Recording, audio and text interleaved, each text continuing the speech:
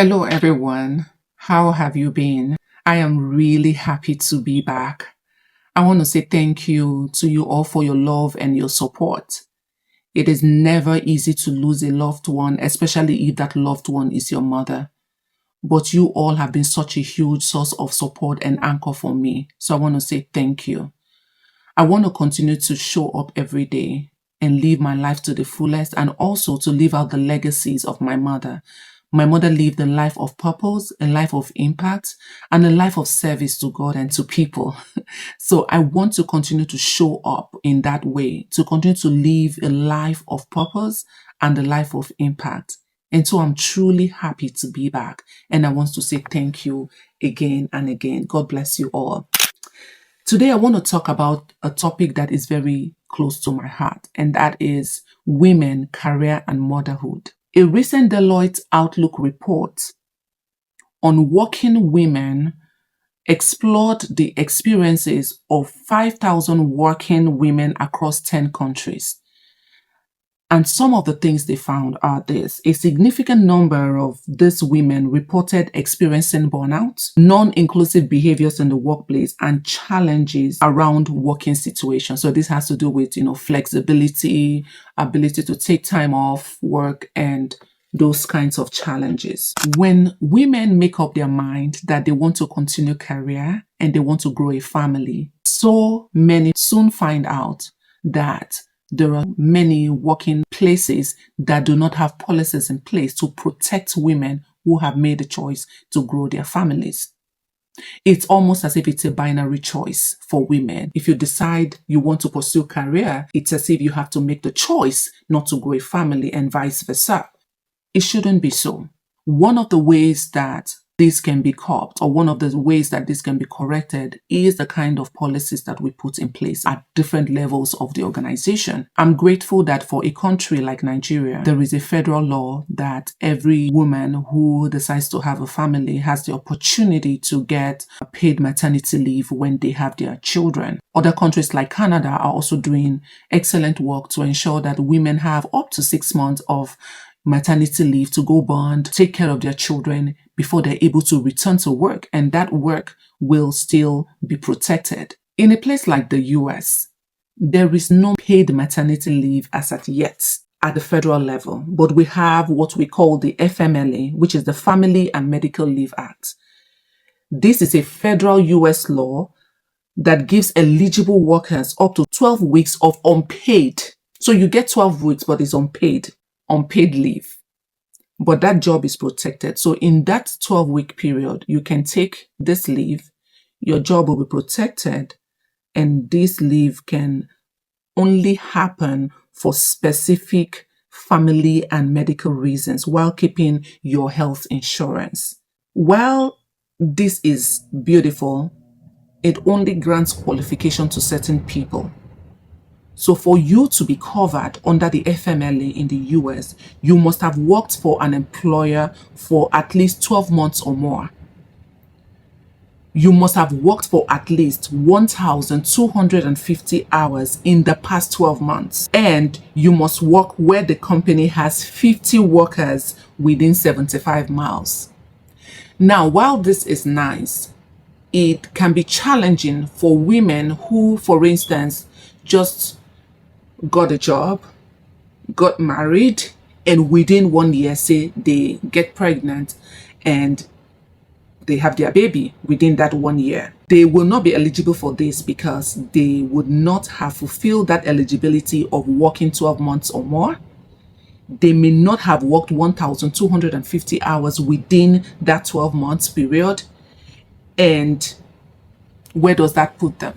And one can say, which is usually the argument, that if women want to work, then they should make up their mind to work. If they want to grow families, they should make up their mind to grow families. Women should not be asked to make that choice.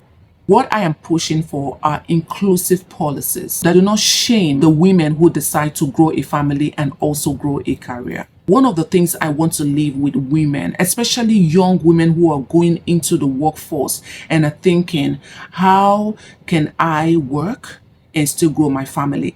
Number one, it's a conversation you need to have, a sincere and honest conversation you need to have, not just with yourself, but also with your partner. If you get married within 1 year and you get a job within 1 year, and let's say you have a baby within 1 year, you may not have the ability to take out any leave. Where does that leave you, your family, and your work? Don't forget that in a place like the US, childcare is very expensive. We're talking about childcare for a child sometimes comes to about $250 a week. Yes, some childcare places you're spending close to $1,000 every month for a child. So if you are not eligible to take any leave, you have to have the conversation about childcare and decide what do you really want to do. Secondly, it can also be a conversation to wait. You have to decide, okay, I have to wait if you want to decide to grow your family after the 1 year. In a place like the US, you have to also decide, okay, have I given that 1,250 hours that makes it eligible for me to take out this 12 weeks of unpaid leave to go take care of my child? And for the FMLA, it's not just for those who have given birth to children. It can be those who have adopted children, those who are caring for an immediate loved one. You're covered under the FMLA. These are conversations we need to have. Women who want to pursue career, but who also want to grow families.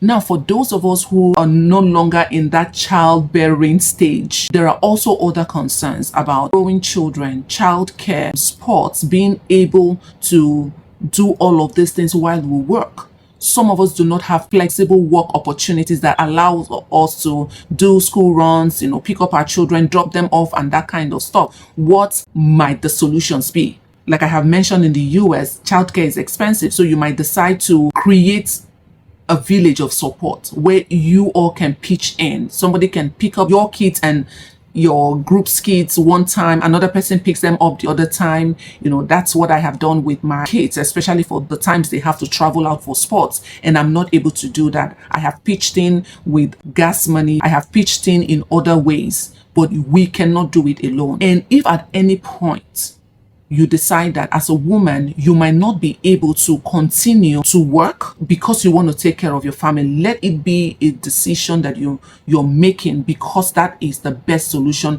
for you and not because you're forced to.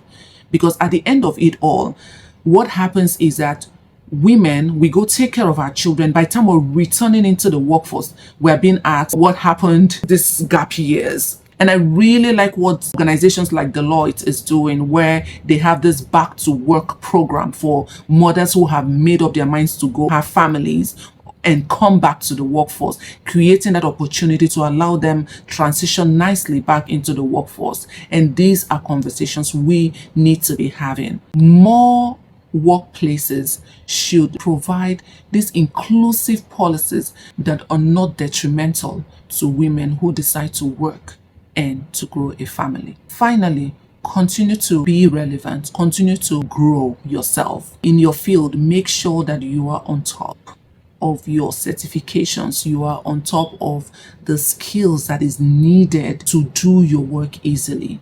That way you continue to remain relevant. There's this very common saying in Nigeria, but even in Africa as a whole, that it takes a village. We can never do this alone. If you decide to grow a family and also work and be a career person, it is not a thing to be ashamed of. Like I have mentioned, make sure that you're looking around to find the right resources to help you grow, the right resources to help you do the things that you need to do for yourself, for your family, and for your children, and grow the right community that will continue to help you do the things that you need to do. If you want to grow a family and work, you should do so. If you decide you want to take a break from work and go take care of your family, then it is okay. But whatever you do, let it never be because you did not have options. I hope this video has helped you today. I'll talk to you again. Remember to like, subscribe, and share. And you never know who this video might help to inspire or encourage. Thank you once again. This is Chat with Dr. Mercy Mary. I will talk to you again soon. Bye-bye.